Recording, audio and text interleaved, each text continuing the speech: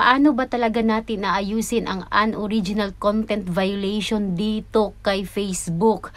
Yung alam mong wala ka naman talagang na-violate or kinuha na ibang content or videos ng ibang creators, pero bakit andyan pa yung unoriginal violation na yan? So guys, ito guys, sinasuggest po ito ni Facebook. If you believe that your page profile was flagged incorrectly, you can file an appeal with our team. If the page profile was flagged correctly, but you would like to comply with our guidelines, we recommend posting a significant number of videos that are original or meaningfully enhanced before requesting an appeal. At meron po tayong video sa taas, dun po sa mga hindi alam kung paano mag-appeal, panoorin nyo po ang video yan. Baka ito po ang kulang at hindi nyo po nagawa.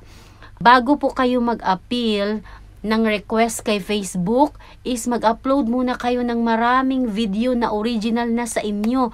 Para pag once na nagpa-request kayo for review or nagpa-appeal kayo, is i-check ng AI is okay po lahat, sa iyo na po lahat, or clear po na ikaw po yung original at marami ka pong original na video.